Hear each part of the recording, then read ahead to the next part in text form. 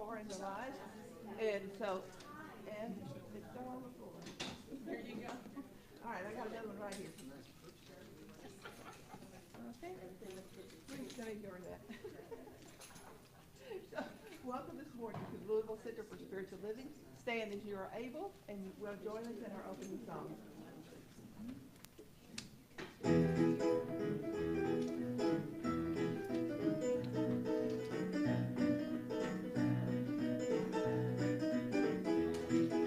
Why do I sing? Why do I sing? How could I do otherwise? I am in love with ultimate joy. How could I do otherwise? Oh, how could I do? How could I do? How could I do otherwise? I've been blessed with ultimate joy. How could I do otherwise?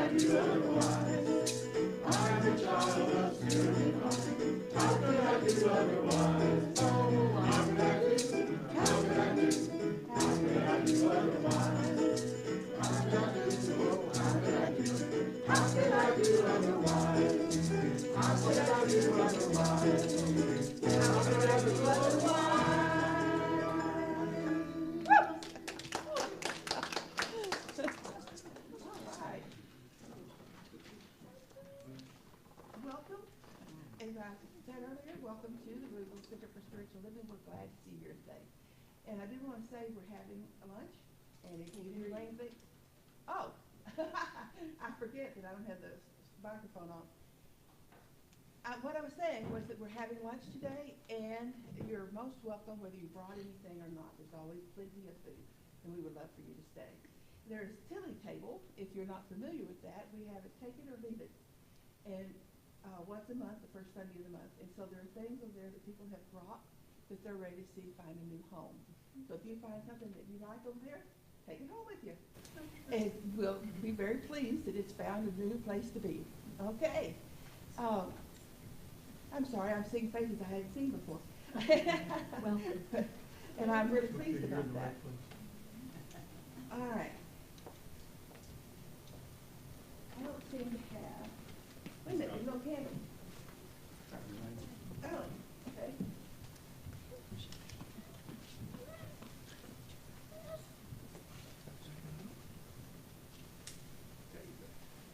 And so, we bring ourselves to this moment in time, to this place, and to our intentions. We have our intentions set to do something, to receive something, to share something, and so that's what we do. And we open with a prayer. There is one life.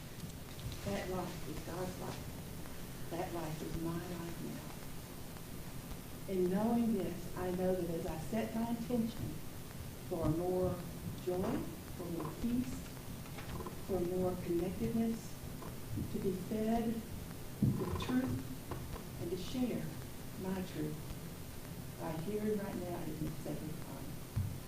And we are very grateful that everyone is here, that we understand the process of prayer, and that we know that when we speak forth, our word goes out and it creates. So, together we say, and so it is.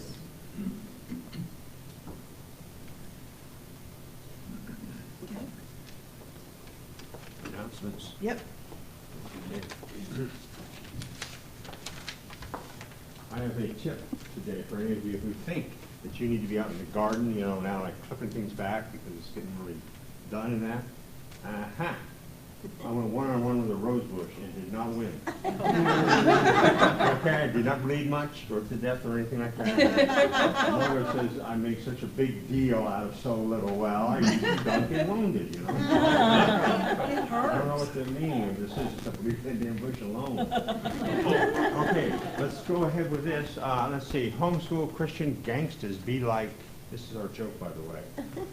Homeschool Christian gangsters be like swear words.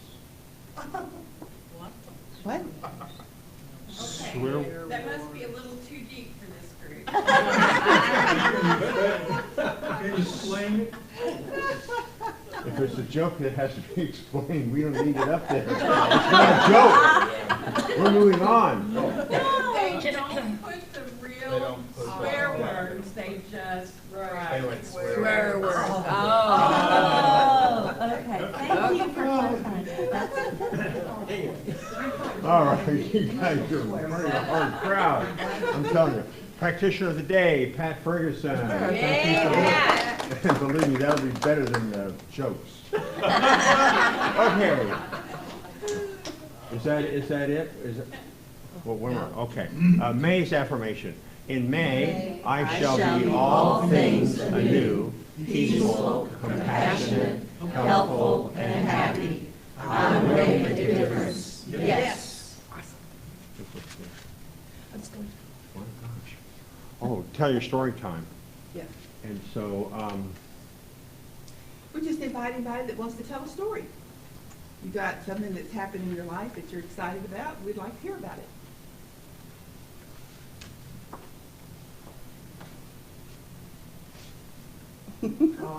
I know there's got to be stories in the room. Maybe tell thousands of them, but I'm talking later. Yeah. Maybe Reverend Helen tell more about your dream come true. Oh, okay. Oh, All right. We closed, most of you know, Tracy and I are buying a piece of land together. It's about an hour from here, and it's toward Corden. And we closed on the property on Tuesday, and we are now acreage owners. You know, it's not like just a little piece, it's 47 acres. Wow. And there's a house on it that Tracy moved into, or will move into next week. She's out there this weekend doing things to get ready to, you know, she's changing a floor and all this other kind of stuff. So it's very exciting for us to do this, and it's a little terrifying as well. And see, people sometimes say that only the good dreams have a little bit of terror in them, you know, so this does. But Bob and I will be building a home on the bluff, and it is a clear view of the Ohio River. And we were just so excited about that. And there are challenges with building on the bluff, but we're beat them one at a time and go forward. So it's all a really fun time for us and a lot of hard work. I've been helping her pack. She says, just put it in a box. Do you want to take this with us? You know, just put it in a box. So that's been my mantra. Just put it in a box. So she can sort it out when she gets to the other end. Okay. All right. I think We're up to reading. yes, we are.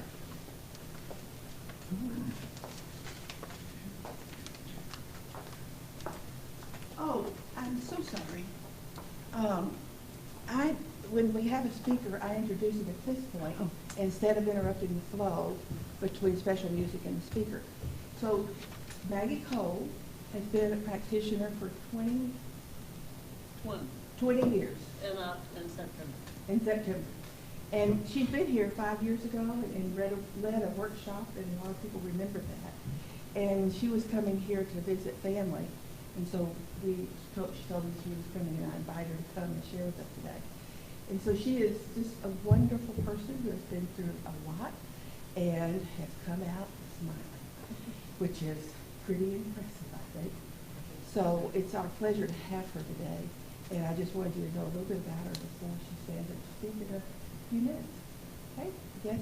Where's she from? California, Santa Rosa Church. Well, I'm from Shelbyville, Kentucky, but I live in California. There you go. She's a local girl. Okay, Sorry. Oh, that's okay. I would not want to interrupt that introduction. Miss Maggie may not know this, but she is an earth mover of mine. Ring the bowl. Oh. Thank you, Lois. Thank you. And if you were to repeat last week, that would be just fine. I'll see if I can. No pressure. All right, yeah, of course. He's a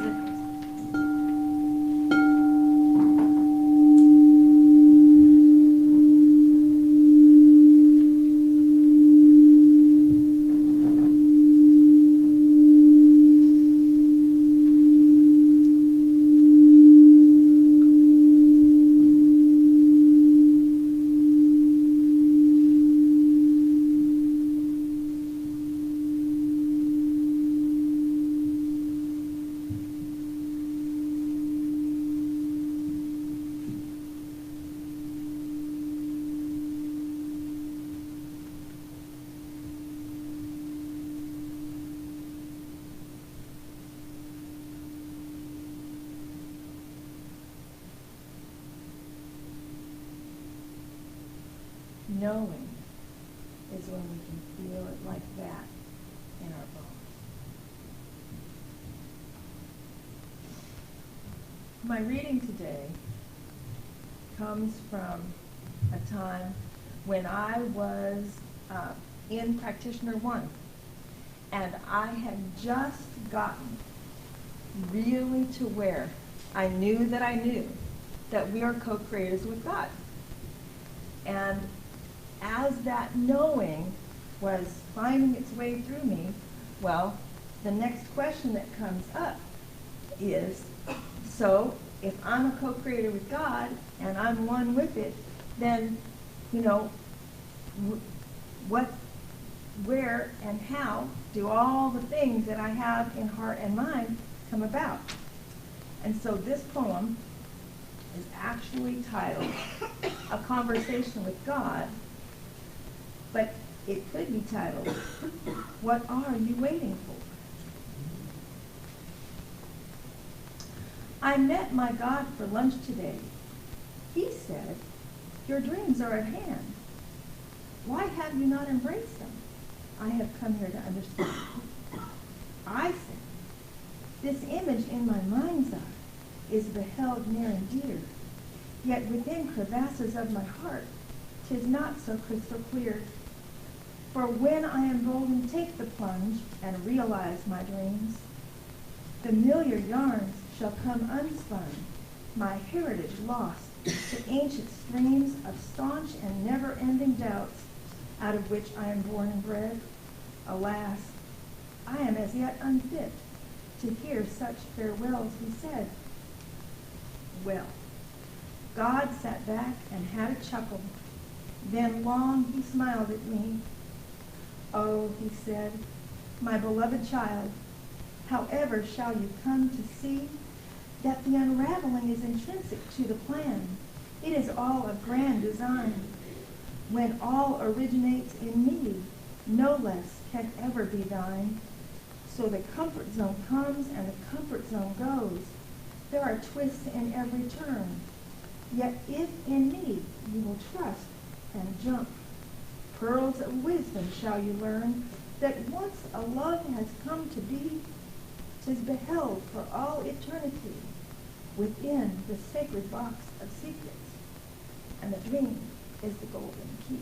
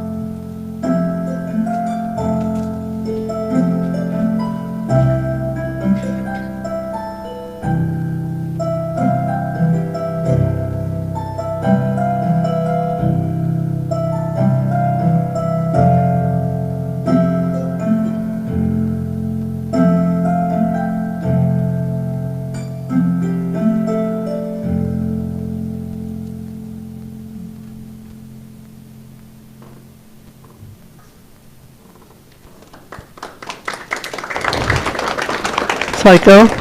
Yeah. All right. Good morning. So you know my name, you know where I'm from. What else do you need to know? So we're going to talk today about what are we waiting for. How many of you marked your things on the thing? Were you surprised by the things that you're waiting for? Did you learn anything about what you checked on? Yeah? I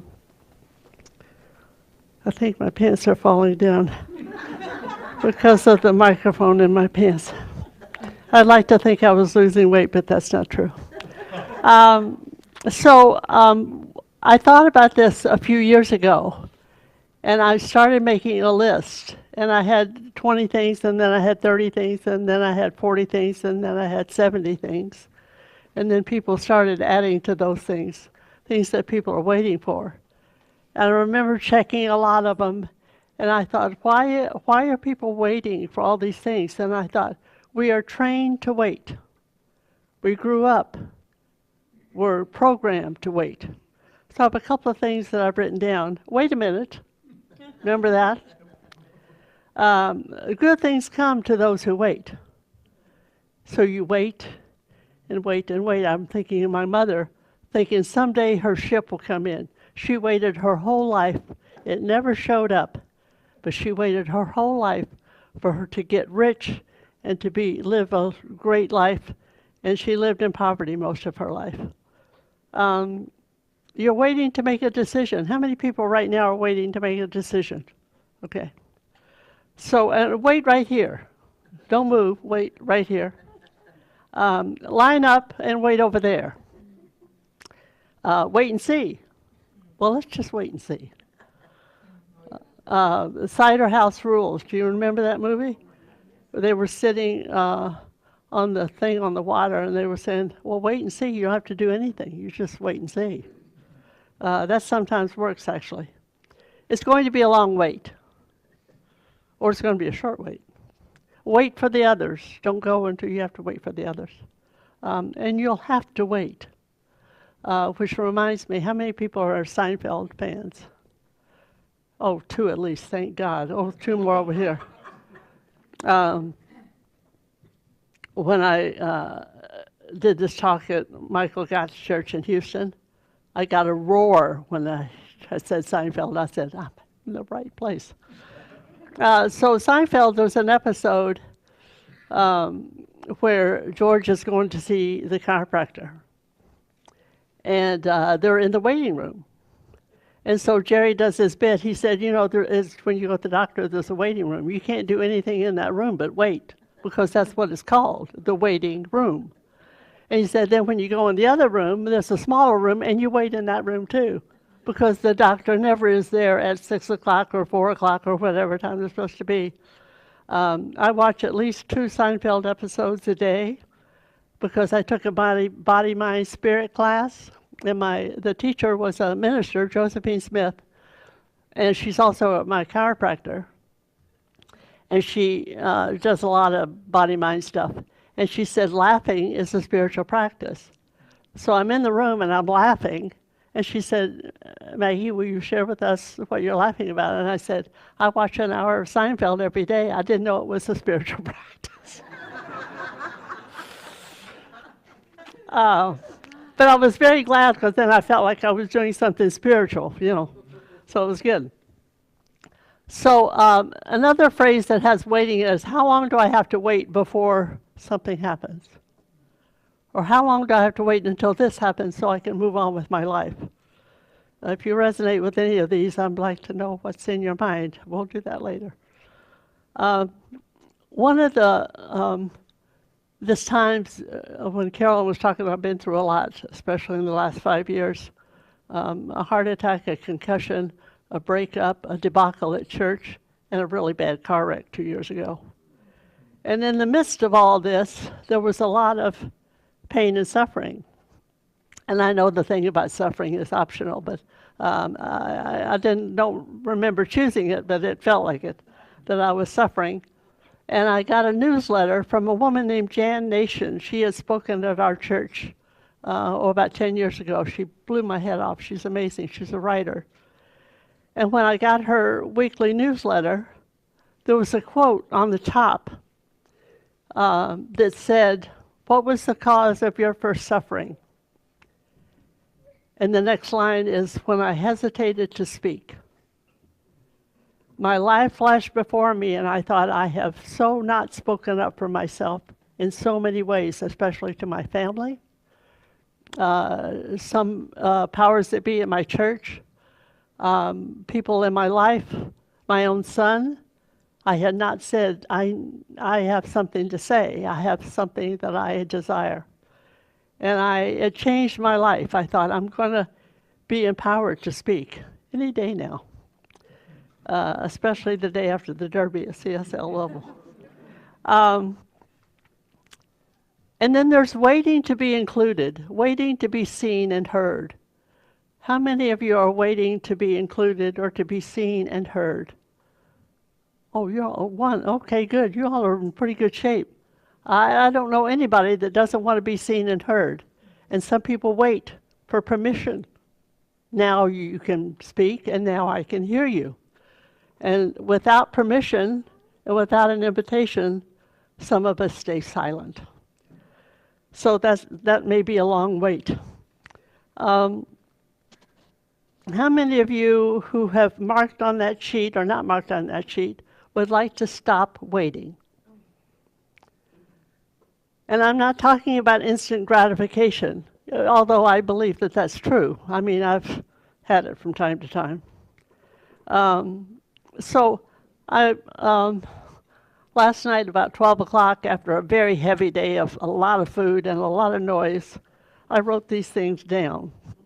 And I thought, wonder what I'll feel about these things when I wake up in the morning. I liked them. So the first one is to give up. Just say, I'm tired of waiting, I just give up. So I thought, if I give up, then I stop wanting, I stop desiring, I stop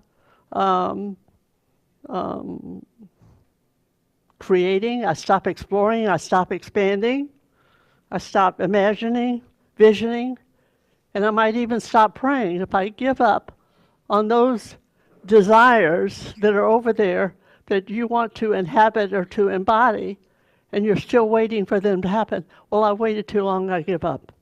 So that's an option. One of the other options is to make something happen. You know that feeling of like, here I am, and if I make something happen, if I push hard, if I do this, if I, get my ego involved and my brain involved, I'm going to make something happen so I don't have to wait. I don't make anything happen anymore. I gave it up for Lent many years ago, and that's not true. I just gave it up because I thought it was too hard. It took too much energy. It took too much distraction to make something happen. And one of the other phrases I like is pushing the river. And here we are next to a river that has its own timing, its own flow. Whether it's low or high, it's at its own flow. When I've tried to change that flow of the river of my life, I get in trouble. You may resonate with this or not. And if you don't, God bless you, because you're in the right place. How many basketball fans? Is this all Kentucky and Louisville basketball? IU. Oh, one of my best friends in the world was an Indiana fan. He died 5 years ago. I miss him every single day. So now you're going to make me cry because you're from Indiana. So I'm a Golden State Warriors fan. They lost last night in overtime to the Houston Rockets. That's all I'll say about that. Anyway, maybe on Monday night they will win. So one of the things that I heard actually from my prayer partner, who is actually a minister at our church and the head of the education, Ernest Holmes Education Department, Kim Kaiser, in California, or maybe the whole thing, I don't know. He's got a big job. But we were prayer partners for about 15 years. And he told me, and he also likes sports. So he told me, he said, LeBron James was interviewed. Do you all know who LeBron James is? Okay. LeBron James was interviewed when he was coming out of high school or first year in college, and he was going to play in the NBA. And he said, the reporter asked him, said, what do you attribute your skill to? And he said, I don't go out to play the game. I let the game come to me. And since then, I've heard that phrase many, many times while I've been watching basketball. And when I heard that, I thought, oh my God, can you imagine just being available to your life, available to God, available to your faith? And so what shows up, and then you respond to it. You choose, you respond, sometimes you react. And so I thought, I'm going to do this. I'm going to see how this goes for me. And I really like it because it prevents figuring anything out. You know that phrase, well, we'll figure it out. No. Every answer that we ever need to know about anything, whether it's how to plug in the dishwasher or how to, soothe our soul, that wisdom is within us. So we don't have to figure out anything. And we don't have to push the river. God has such a grand idea of our lives and what's available to us. And we live in this little section of it, which brings me to receptivity. So I'll talk about that in a second. Okay, so we quitting giving up, that's the choice. Make something happen, push the river, figure it out, that's one thing. Let the game come to us. So in order to have that philosophy of life or that movement in life, you must cultivate trust and faith and letting it be. Really letting it be what it is. Some people say making peace with what is, even though it's not a good time in your life. This is what it is. I can fight it. I can surrender to it, or I can see what God has in mind, which is my favorite. So the other waiting thing that you might want to give up is waiting for enlightenment or spiritual evolution. Everybody wants to be on top of the mountain. My therapist told me one time, she said, it's important, if you want to go at the top of the mountain, fine, but it's important to make yourself at home wherever you are. Whatever state of consciousness you're in, whatever state of being that you're in, am I willing to be here until something comes and the universe responds to me and it changes and it grows? I know a lot of you check change, waiting for change. Well, 5 minutes from now, you will have that change because we're always changing in every moment. So I'm going to engage you if you're willing to be engaged. Are you willing to be engaged? Okay. So who in this room is really waiting for something to happen that they want immediately, that they want now? Yes, ma'am. Tell me your name again. Tammy. Tammy. What are you waiting for, Tammy? I'm waiting to find out if I should change my abode. Okay. And you're waiting to find out. Now, how are you going to find out? Because somebody's going to tell me. So, who is that? I don't know. There's like 5 different options. There's 5 options. Okay. So when you are making a decision in your life, because this feels like a decision that you're waiting for, to wait for one of these people to tell you where to go, the next block to step in. When you have waited for a decision in other ways, how have you sought that decision? How have you gone after it? I don't know the answer to that. Okay. So what guides you in your life? Prayer. Okay. People around me. Okay. That influence my daily life. Okay. So are you familiar, and I'm going to ask this to the group, are you familiar with your intuitive nature? Sometimes. How many people depend on, rely on your intuitive nature? Okay. Let me say this about that, because I ignored it. I went the other way. When it said turn right, I turned left. I always got in trouble. Do you have that? You know what that is? You make a decision that isn't good for you, something happens. And you follow your intuitive nature, and it always leads you. It never betrays you. It's the truest companion any one of us human beings can ever have. So if you're not familiar with it, if you don't have a rich, solid relationship with your intuitive nature, I urge you, I won't command, but even though I would like to do that, I urge you to research it, to talk to other people about it, because it's your best friend. So when we depend on stuff on the outside, it may not align with our spiritual nature. It may be somebody else's opinion. God knows we don't want anybody else's opinion. So get in touch with your intuitive nature.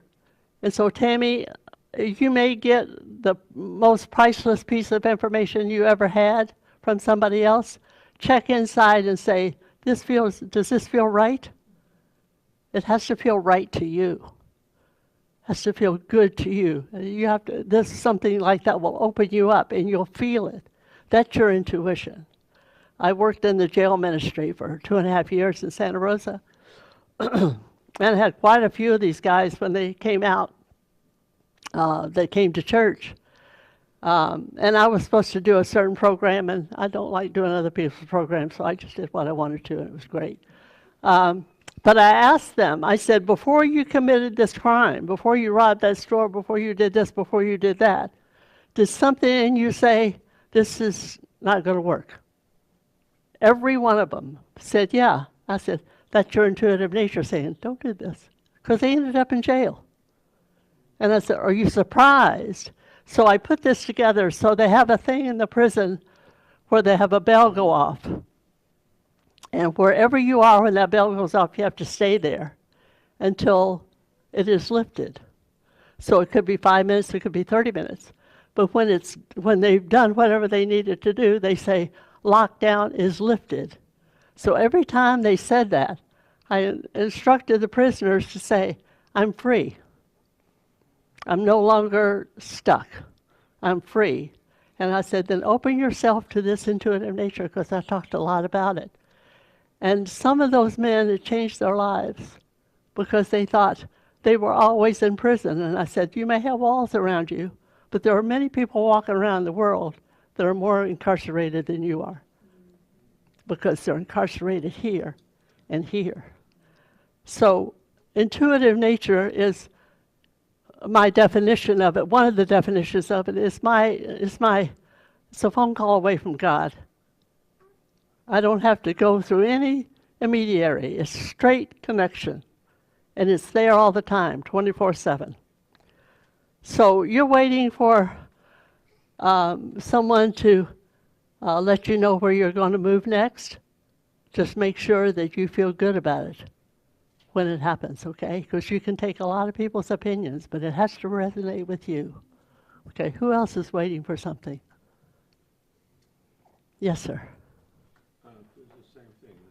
Think about making room. Okay, so did that assist you? What I s- Help. Maybe you could expand on it, like there's other people who are involved in moving with me or not.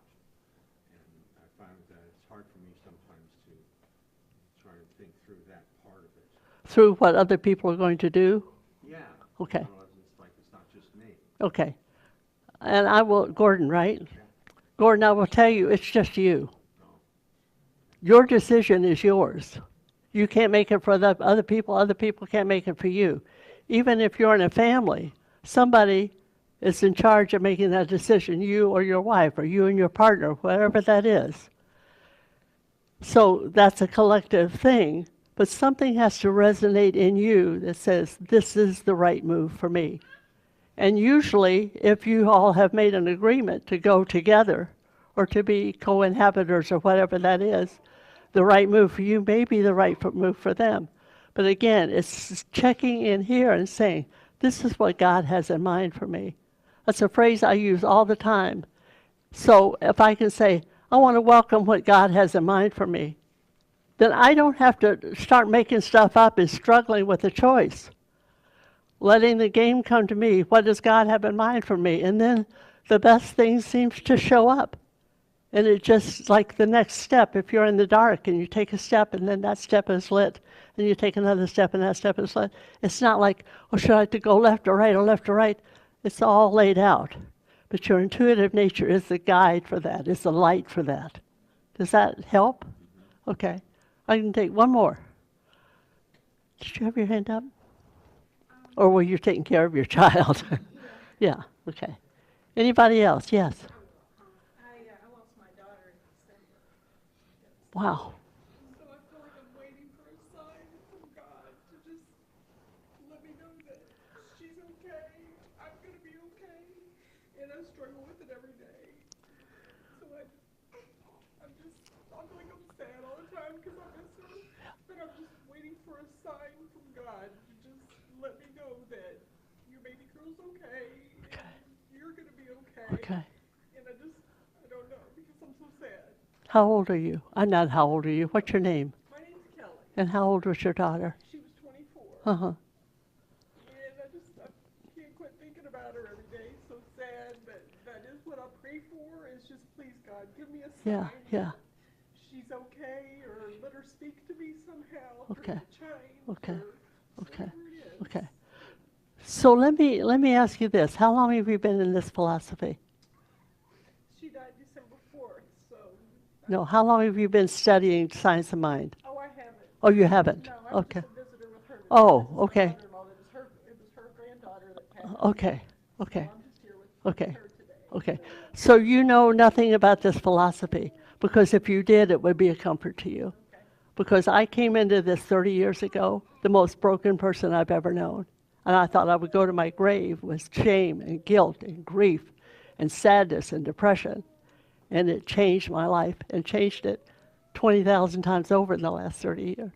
So given that that's not available to you at this moment, do you believe in God? I do. I'm Catholic. Mhm. And I do go to church. Uh-huh.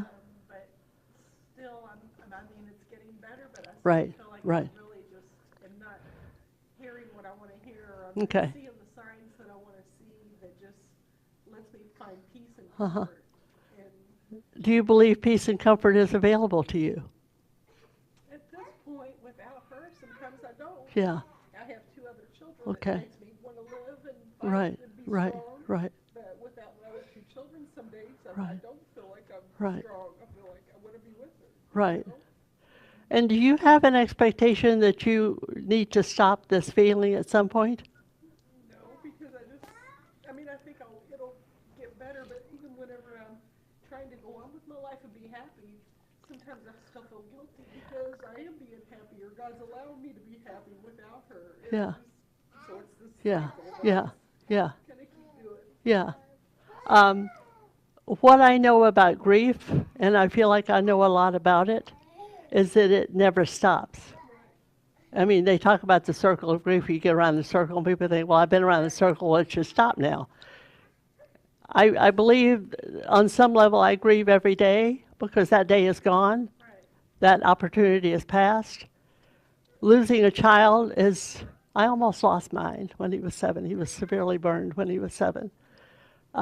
So he's got a hard life to live. And yet here he is, and I'm so glad that he's here. I have, practitioners are not supposed to give advice. So I have no advice for you, but I will tell you this. You will be in my prayers, and what you desire is available to you. And the grief is blocking it right now. Right. You know, your sadness is blocking it. And there's nothing wrong with grief, and there's nothing wrong with sadness. It sucks. It's really hard. And you will move through these things, and it will come back. I mean, there's a practitioner at church that lost her daughter when she was 20, and she never knew what happened to her. And I thought, I can't imagine that kind of grief. And she says, I think of her every day. I have a tattoo that I have on her. It's her signature, and I mean, it's a constant reminder. And keep it Yeah, yeah. But it's just, and I know it's not going to go away. So your love, you want a sign from God Your love for her, that's a sign. Okay? When you did this, that's a sign. So instead of waiting for a thunderclap, notice and witness your connection with her. Keep it alive. That's a sign from God's providing that to you. 24/7. And some days you'll be off and you won't have a thought about her. She's still here. She's still in your heart and you in hers. So what you give your attention to is going to flourish. What you take your attention off of is going to wither and pass away. So your attention is waiting for God. I am inviting you to give your attention to your love for her, to memories of her, to the soft spot in your heart for her, and then watch how the universe meets that instead of you waiting and holding on for something outside. Does that make sense? Bless your heart. I'm so glad you came. Yeah. So on that, let's pray. I invite you to be still. And however you make contact with the presence of God, I invite you to do that now.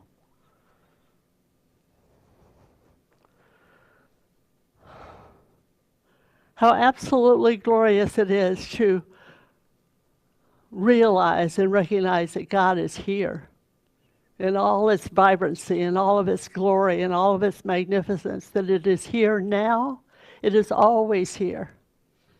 It is always giving of itself to itself. It is always supplying everything that we need. It is always showing us the way. It is always saying yes to us. So this power and this presence is who and what I am. I am what thou art, and thou art what I am. I am one with this presence and this power. And as this is true of me, this is true for everyone in this room and everyone around this globe. There's only one thing going on. All of us are emanations of God. All of us are made in the image and likeness of God. So all that God is resides within each one of us. No one is left out. It resides in those of us who are on this planet now, those who were on this planet, and those that will come in all the years to come. This is oneness. This is wholeness. This is perfection. So it's in this perfection that I speak this word, accepting for myself and each one of us that we swim in the ocean of love, the love of God, that we avail ourselves of what is available. The kingdom of heaven is at hand now. I accept for us that we open our arms and welcome it and receive it in abundant and myriad fashion, saying yes to God. Let me see what God has to offer me. Let me open myself. I accept that for each one of us. And as we open ourselves to love and to abundance and prosperity and to joy and to healing, the universe responds and says, yes, here it is. So as we give our attention to that which we desire, open ourselves up, welcome it, God says, here you go.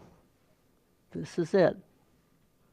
So I accept that we are awake and aware of the blessings, that we witness what is going on around us.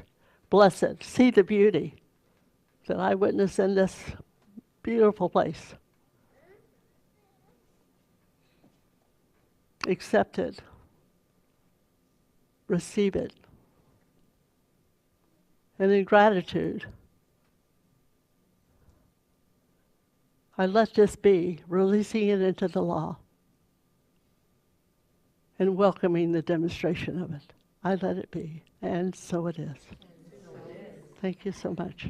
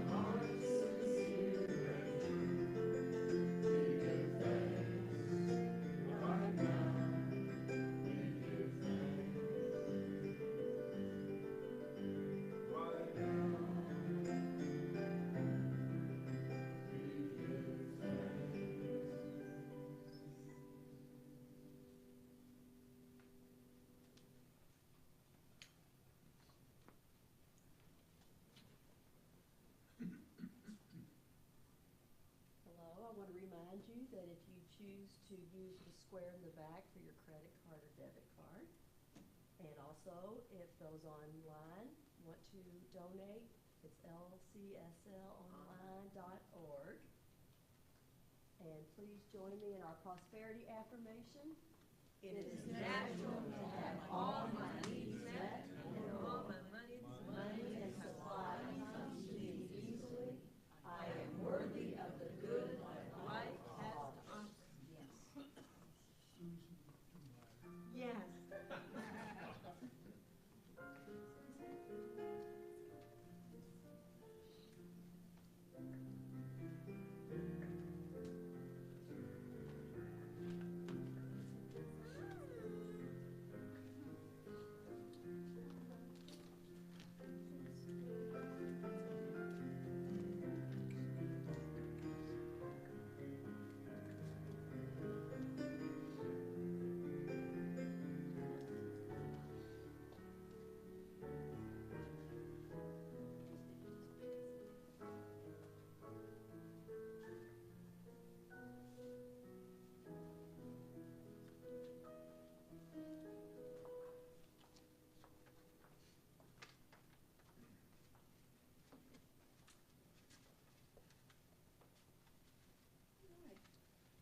We give thanks for our offerings, for our tithes, for people supporting us in this way.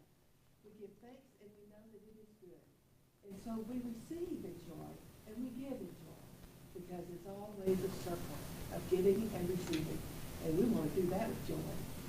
So, and join me in saying, it's so it is. So it is. Prayer box.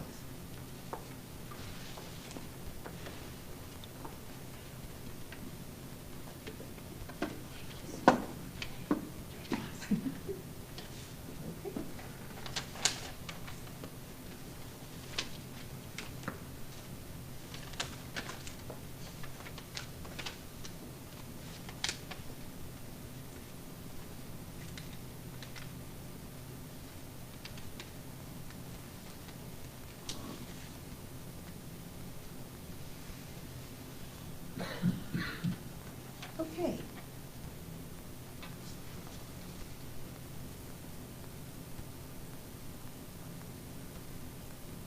I recognize the one, the absolute, the all in all powerful, all knowing, all creative. And I know that as I speak my word, I speak it from a place of connection to the one. And so as I know that God is the most awesome giver of all things that are for us, I speak my word knowing that what we're waiting for, we'll let go. We'll open up and be ready to receive. Whatever that might be, to receive and to move on and to trust the perception within ourselves, to trust who we are and who God is. And I take a deep breath, I think, it is good and very good. And I let it be, knowing it is done. And so it is. And so it is. Okay. All right. Maggie was telling me that she had a reading that she wanted to share. So we're going to let her do the reading, and then we will be ready to sing our going forth song. Okay? Okay. This is from the intervisions that I get from Agape every day, and it's a daily reading. And I thought this was appropriate to what we were talking about today. The woman who did the intervisions is Daphne Germain, but this that she shared was an anonymous quote. I want to thank you for what you've already done. I'm not going to wait until I feel better or things look better. I'm thanking you right now. I'm not going to wait until I see results or even receive awards. I'm going to thank you right now. I'm not going to wait until people say they're sorry or until they stop talking about me. I'm thanking you right now. I'm not going to wait until my financial situation improves. I'm thanking you right now. I'm not going to wait until the children are asleep and the room is quiet. I'm thanking you right now. I'm not going to wait until I get promoted or I get a job, because I'm thanking you right now. I'm not going to wait until I understand every experience in my life that has caused me pain and grief. I'm thanking you right now. I'm thanking you right now because I'm alive. Gratitude is causal. It generates receptivity. Let us be open with gratitude and see what God has in mind. Thank you, Carolyn.